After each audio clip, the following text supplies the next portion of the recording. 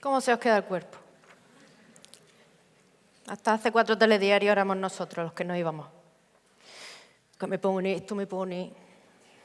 Bueno, ella es doctora en Geología, miembro de la Sociedad de Ciencias Aranzadi y una de las coordinadoras de la Comisión Mujeres y Geología de la Sociedad Geológica de España.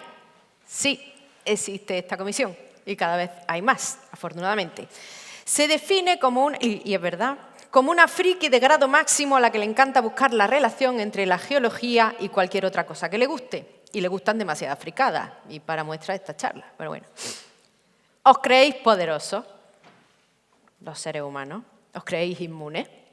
Pero tenéis muy mala memoria. Cuando la naturaleza estornuda, os aniquila. Y Blanca nos va a hablar de civilizaciones o ciudades importantes a lo largo de la historia y de los eventos geológicos extremos que se las han cargado. Preparaos, que tiemble la tierra. Esto tiene buena pinta, ¿eh? Blanca Martínez, Geología, la cuarta jinete.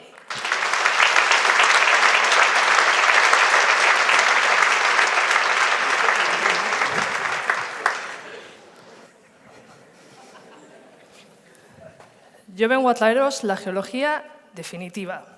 Y es que cuando me dijeron que tenía que hablar de finales geológicos, me di cuenta de que solo tenía 2 maneras de hacerlo. Una forma fácil y una forma difícil.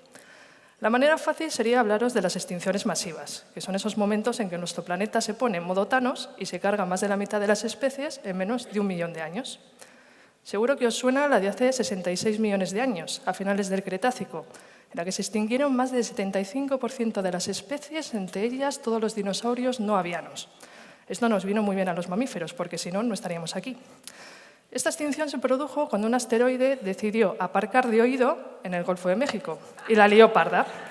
Se produjeron incendios, tsunamis, incluso la Tierra se abrió en la otra parte del mundo, reactivándose un vulcanismo masivo que descargó polvo, cenizas y gases volcánicos que se mezclaron con los restos del asteroide y el vapor de agua, cubriendo rápidamente la atmósfera, provocando un invierno volcánico. Esto se produce porque los rayos de sol no pueden atravesar la atmósfera cubierta de polvo y de gases, así que baja la temperatura y también la radiación solar. Esto hace que se mueran las plantas, luego los bichos que se comen a las plantas, luego los bichos que se comen a los bichos que se comen a las plantas, y así empieza una extinción. Sin embargo, en los últimos 500 millones de años ha habido 5 extinciones masivas, y la más tocha de todas ocurrió hace 252 millones de años, a finales del Pérmico, en la que se extinguieron más del 95% de las especies, es decir, un poco más, y la vida se vuelve a poner a cero. Se especula que pudo haber un asteroide involucrado, pero lo que se sabe fijo es que se produjo por un vulcanismo a lo bestia que provocó todos los cambios que os acabo de contar. Como os digo, esta sería la manera fácil, hablaros de cada una de estas extinciones, cuándo se produjo, por qué se produjo y qué bicho se cargó. Sin embargo, yo, aunque soy una tía seria, se nota, me encanta complicarme la vida. Y es que, revisando las causas de todas estas extinciones, había cosas que se repetían. Volcanes, tsunamis, cambio climático, variaciones del nivel del mar.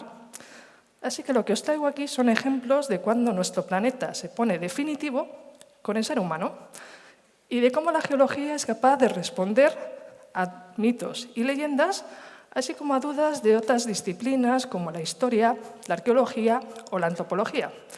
Así que vamos a iniciar un viaje en el tiempo a lo largo de nuestra historia más reciente y vamos a empezar como Dios manda, con el diluvio universal. Nosotros estamos viviendo en el último periodo de la historia de la Tierra, el Cuaternario, y más concretamente en su última división, el Holoceno. Pues si hay algo que caracteriza al Cuaternario, es una alternancia cíclica de periodos fríos o glaciales y periodos cálidos o interglaciales, como en el que estamos viviendo hoy en día. Además, en los periodos glaciales se produce un descenso del nivel marino. Esto es debido a que el agua del mar se evapora y cuando precipita en el continente hace tanto frío que queda congelada en el hielo. No regresa a los océanos, baja el nivel del mar. Sin embargo, en los interglaciales, al aumentar la temperatura, el hielo se funde. El agua vuelve a los océanos y aumenta el nivel marino, como estamos viendo hoy en día. Pues hace 8.000 años, el Mar Negro era un lago aislado del Mediterráneo por un brazo de tierra. Sin embargo, ese ascenso del nivel marino hizo que el Mediterráneo rompiera la barrera y consiguiera inundar zonas que antes estaban expuestas. Esto hizo que todos los pueblos que vivían alrededor tuvieran que salir por patas si no querían acabar debajo del agua. Obviamente esto los traumatizó y quedó metido en sus mitos y leyendas como el diluvio universal. Nos vamos al norte de Europa. En aquella época había cierta conexión entre las islas británicas y el continente a través de un brazo de tierra que se llama Doggerland. Era una zona de estuarios, marismas y litorales que permitía un intercambio cultural entre las tribus británicas y las continentales. Sin embargo, hace 8.000 años se desprendió un volumen de sedimento equivalente a Islandia de la plataforma noruega, cayendo al fondo oceánico. Esto provocó un cambio de volumen al que tuvo que adecuarse el agua, y lo hizo generando una serie de ondas gigantescas que se acercaron a los continentes, provocando grandes olas que entraron en tierra firme. Es decir, se produjeron enormes tsunamis que barrieron todo el litoral escandinavo, británico, holandés y danés, rompiendo esa barrera continental que había. Esto provocó un aislamiento de las tribus británicas y un importante retroceso cultural de las mismas. De hecho, entraron en el Neolítico más tarde que el resto de las tribus continentales. Pegamos un salto en el tiempo y nos volvemos al Mediterráneo. Hace 3.600 años, en la isla de Creta, los minoicos eran los dueños y señores. Sin embargo, tenían un problema. Al norte se encuentra la isla de Santorini, que tiene un volcán en su zona interna. En este momento decidió ponerse en erupción. Se produjo una erupción explosiva. Esta se genera cuando la cámara magmática tiene muchos gases a mucha presión y mucha temperatura que tienen que salir al exterior. Si se encuentran con un tapón de lava, llega un momento que no aguantan más y pegan un petardazo. Es como si cogemos una botella de champán, le damos un par de meneos, llega un momento en que las burbujas revientan el corcho. Pues aquí lo mismo, se desprenden un montón de gases, polvo y ceniza volcánica que asciende rápidamente a la atmósfera, pero llega un momento en que toda esa nube volcánica colapsa a muchísima velocidad y muchísima temperatura, arrasando todo lo que pilla por delante. De hecho, aquí se cargó más de un tercio de la isla de Santorini, hasta que llegó al mar y produjo un tsunami que alcanzó el litoral de Creta. Esto les dio un duro golpe a los minoicos, pero también significó el inicio de varios mitos y leyendas, como la de la Atlántida. Damos otro salto en el tiempo y nos vamos al siglo VI. El Imperio bizantino dominaba media Europa. El Imperio persa controlaba los antiguos territorios del Imperio caldeo. Y en Mesoamérica los mayos eran los dueños y señores. Sin embargo, en el 536, un volcán islandés de nombre desconocido decidió entrar en erupción y se produjo un cambio climático asociado que disminuyó la temperatura en casi 2 grados en todo el hemisferio norte. El problema es que 3 años más tarde, un volcán de El Salvador decidió unirse a la fiesta, provocando una nueva bajada de la temperatura. Esto produjo pérdida de cosechas, hambrunas, enfermedades y muerte generalizada en todo el hemisferio norte. De hecho, Europa vivió la mayor plaga de peste negra de toda su historia. Además, las tribus mongoles abandonaron su zona de la estepa y entraron a saco en una Europa ya bastante machacada. Significó el fin del Imperio bizantino. La pérdida de cosechas frenó en seco la expansión del Imperio persa, que acabaron abandonando los antiguos territorios del Imperio caldeo. Y en Mesoamérica, las hambrunas hicieron que las tribus mayas se separasen y empezaran a zurrarse entre ellas, aumentando los sacrificios humanos y abandonando ciudades tan importantes como Teotihuacán. Significó el inicio del fin del Imperio maya. Entramos en la época oscura medieval. Damos otro salto en el tiempo, al siglo XV, y nos vamos a la Polinesia. Allí nos encontramos un montón de islas de origen volcánico, pero también volcanes submarinos. En aquella época, uno de estos últimos decidió entrar en erupción y se cargó varias de las islas que tenía alrededor.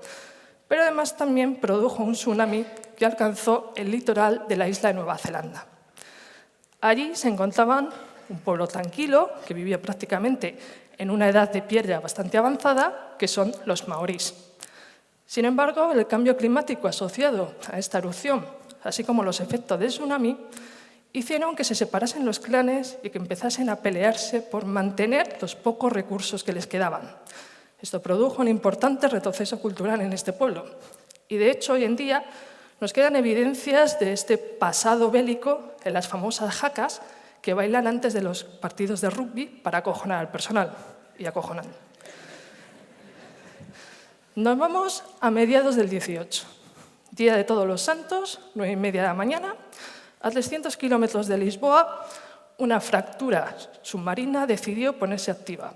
Se produjo un movimiento relativo de los materiales a través de una falla, generando una liberación de energía en forma de ondas. Es decir, un terremoto que se sintió en media Europa y en todo el norte de África. Pero donde pegó más fuerte fue la ciudad de Lisboa. Se cayeron edificios, se produjeron incendios, pero lo peor estaba por llegar.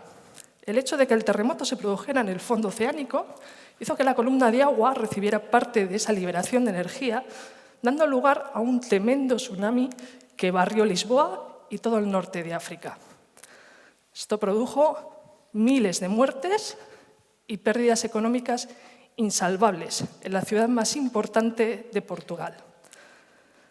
Por aquella época, Portugal era un imperio colonial en horas bajas, que intentaba mantener su prestigio ante el empuje de los ingleses. Sin embargo, las pérdidas asociadas a este terremoto comenzó el inicio del fin de su época colonial. Este terremoto también produjo cambios en la cultura filosófica de la época.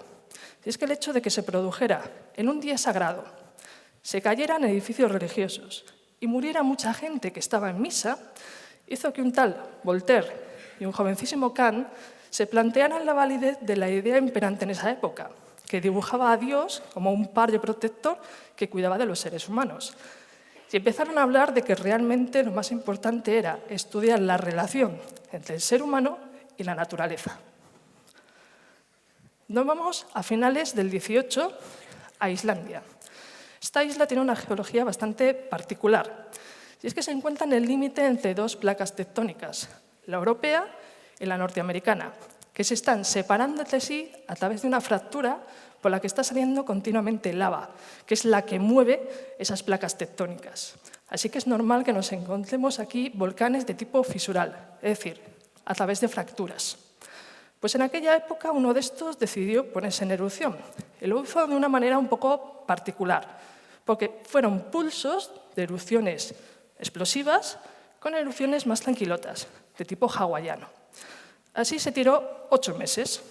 Ves que la nube volcánica que se generó no cayó directamente sobre la isla, sino que decidió hacerlo sobre el continente, y en especial sobre Francia. Esto hizo que París estuviera sumida en una nube tóxica de azufre durante meses, lo que provocó pérdida de cosechas, muerte del ganado, enfermedades y muertes generalizadas. La población, obviamente, llegó un momento que no aguantaba más, así que les pidió ayuda a los gobernantes, que lo que hicieron fue mirar para otro lado. Así que empezaron una serie de disturbios que culminaron con la Revolución Francesa. Igual algún gobernante actual debería tomar nota de esto. Sigo. Vamos al 19 y nos vamos a Indonesia. Y es que en 1815 entró en erupción el volcán Tambora. Ha sido la erupción más explosiva de la que se tiene registro histórico. De hecho, se produjo un cambio climático asociado a esta erupción que disminuyó la temperatura en más de 2 grados en todo el hemisferio norte durante 5 años. De hecho, al año 1816 se lo conoce como el año sin verano, porque había precipitaciones en forma de nieve y granizo en varias zonas de Europa. Esto no solo produjo muertes y enfermedades a lo largo de toda Europa, sino también algunos cambios políticos y sociales. Y es que apenas 3 meses después de la erupción de este volcán, Napoleón perdió la batalla de Waterloo ante el duque de Wellington. Si dejamos un poco de lado la estrategia militar, una de las causas de esta derrota fue que el ejército francés estaba hambriento y cansado debido a ese clima húmedo, frío y nuboso que se encontraron en esa época del año que no era tan normal. También produjo cambios en el arte. Y es que esa muerte y destrucción generalizada hizo que Goya empezara a dibujar su serie de pinturas negras. Y Turner empezó a dibujar unos cuadros con unos cielos, con unos colores amarillentos y anaranjados muy raros. Esto se debía a la refracción de los rayos de sol en una atmósfera cubierta de polvo y ceniza, que hace que tengamos amaneceres y atardeceres de tonos rojizos. Pero también produjo cambios en la literatura. Y es que ese año sin verano, de 1816, un tal Lord Byron invitó a varios colegas suyos a pasar unos días en una casucha que tenía en Suiza. Rodeados de clima frío, húmedo, tanta muerte y destrucción, hicieron una apuesta, a ver quién era capaz de hacer la historia más terrorífica en esos días. De ahí nació el Frankenstein de Mary Shelley y el vampiro de Polidori. Es decir, nació la literatura fantástica tal y como la conocemos hoy en día. Nos vamos a finales del 19 y nos quedamos en Indonesia. Y aquí nos encontramos una isla que tenía 3 volcanes activos que decidieron ponerse en erupción a la vez. La explosión fue tan bruta que el colapso de la nube volcánica se cargó más de 2/3 partes de la isla de Krakatoa. Y además generó un tsunami que golpeó con fuerza el litoral de un par de islas cercanas, Java y Sumatra. En aquella época, estas 2 islas formaban parte del imperio colonial holandés, al que aportaban especias y plantas exóticas. Sin embargo, debido al cambio climático asociado a esta erupción y a los efectos de ese tsunami, los holandeses salieron por patas, dejando tirados a esta población, que sufrió un importante retroceso cultural que permitió la entrada a saco del fundamentalismo islámico más radical. También se especula que tuvo efectos en el arte. Si es que, según algunos, el grito de Munch refleja el terror de esa erupción. Y además, esos colores rojizos y amarillentos del cielo bien podían deberse a la refracción de la luz, como vimos en el caso de Turner. Aunque en realidad esto es especulación. Y hasta aquí este viaje en el tiempo que he querido haceros. En realidad, solo os he presentado unos cuantos ejemplos de los cientos que podemos encontrar en nuestra historia de cómo unos simples eventos naturales se pueden convertir en auténticos riesgos para el ser humano. Y es que en realidad la geología es la única ciencia que puede estudiar estos procesos naturales para comprenderlos, entenderlos y poder adecuarnos a ellos para evitar que vuelvan a cargarse la civilización tal y como la conocemos. Porque en realidad no son más que simples collejas que nos está dando la Tierra para recordarnos que estamos aquí de paso, antes de que vuelva a ponerse en modo Thanos y no estemos ninguna para contarlo. Y es que, ya sabéis, tal y como dicen unos grandísimos de la música de esta tierra, todo tiene su fin, incluida también esta charla. Muchas gracias.